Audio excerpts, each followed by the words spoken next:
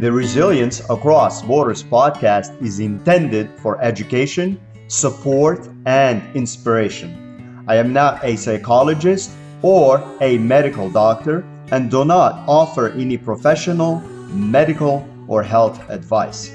If you are dealing with or suffering from any psychological or medical conditions, please seek help from a qualified health professional.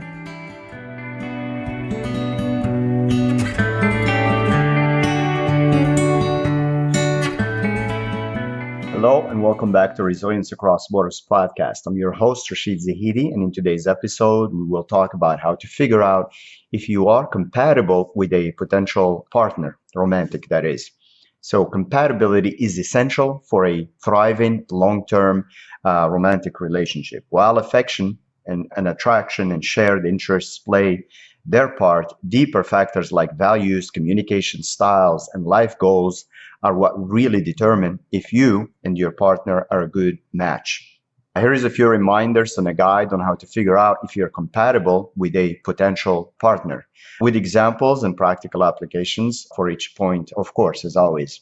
So number one is assess. Core values are the beliefs and principles that guide your decisions and actions in life, consciously and unconsciously. So this could include things like views on family, religion, finances, or lifestyle choices. If your values significantly differ from your partner's, it can cause friction in the relationship over time, especially as that initial infatuation wears down.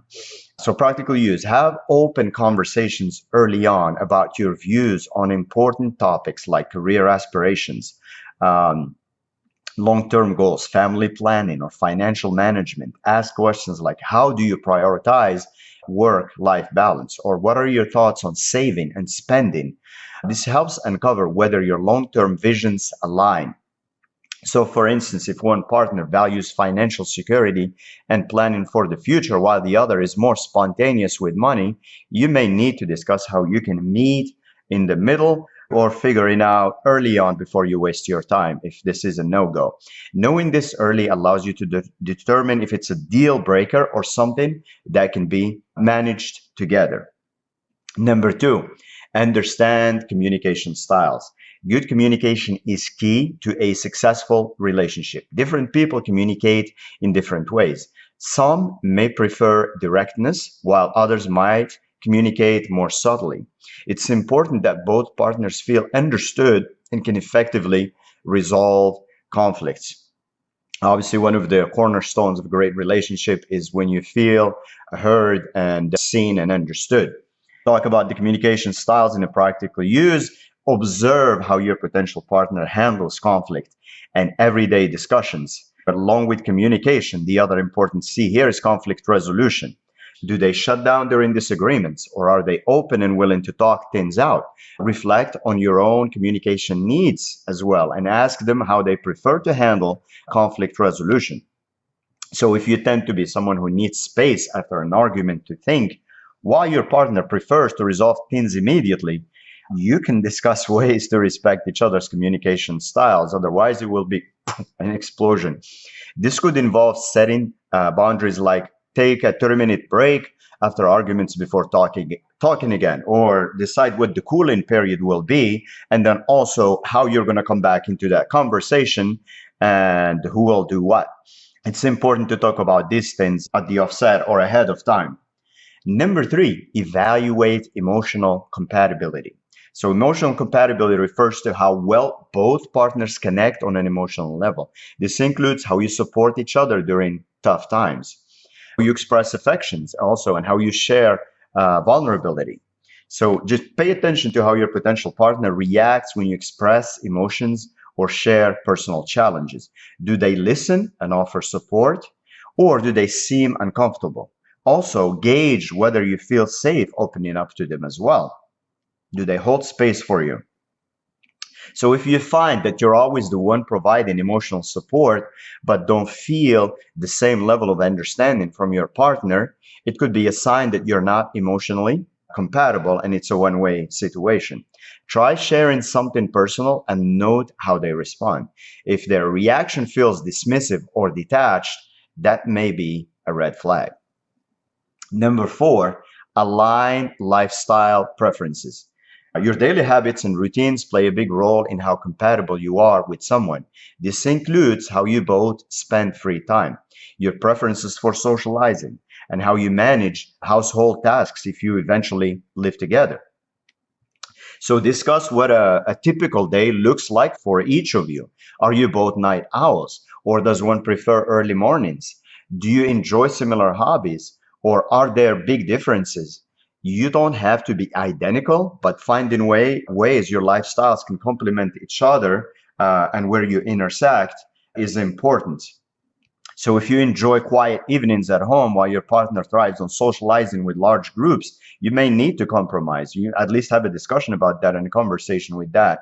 For instance, you could agree to a couple of social events per month with the rest of the evenings spent together at home.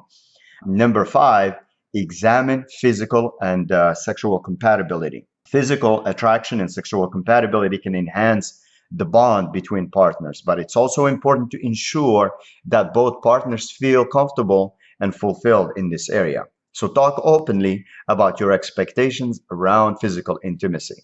This can be difficult for some, but knowing each other's needs can prevent misunderstandings or resentment later on.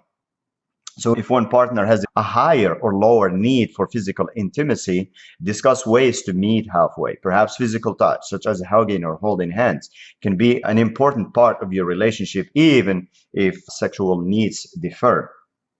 Number six, check alignment on future goals. Long-term compatibility depends heavily on whether your life goals align. This includes goals for career, goals for family, where you want to live, and how you envision your future together. So ask where your partner sees themselves in 5 or 10 years. Do their goals match up with yours? It's important to ensure that you're on the same page about big decisions, such as having children or moving to a new city for work, for instance.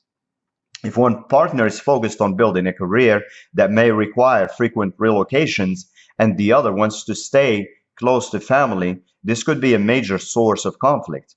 So understanding these preferences early helps avoid disappointment later. Number seven, observe how you handle conflict. I alluded to that within communication. But anyways, no relationship is without disagreement. So how you and your partner navigate conflict is crucial. Healthy conflict resolution means addressing issues constructively without resorting to blame or hostility. So pay attention to how your potential partner reacts during small disagreements. Do they listen to your perspective, or do they try to win the argument? It's helpful to reflect on your own conflict style as well and ask your partner how they typically resolve conflicts in relationships. So say if a disagreement about something minor occurs, like what movie to watch, turns into a heated argument, it may be a sign that your conflict resolution style clash. Alternatively, if you're both able to calmly compromise, it's a good indication that you can handle bigger issues in the future. So if you can't even get past the smaller ones, then the likelihood of working out the big ones is just probably not there. So anyways, to wrap it up, figuring out if you're compatible with a potential romantic partner involves more than just shared interests or chemistry. By assessing core values, communication styles, emotional and physical needs, lifestyle preferences, and future goals, you can get a clearer picture of how well you'll mesh in the long term. So taking time to explore these areas will help you build a strong foundation for a lasting and fulfilling relationship. As always, thank you for tuning into the Resilience Across Borders podcast. If you're enjoying this podcast and finding it helpful to you, please pick up a copy of the companion journal by yours truly called Emo Gym on Amazon. You can follow the blog posts and new episodes as they get added at this URL at resilience.com, ATRESILIENCE.com. Remember to be kind to yourself, be kind to others, and stay resilient.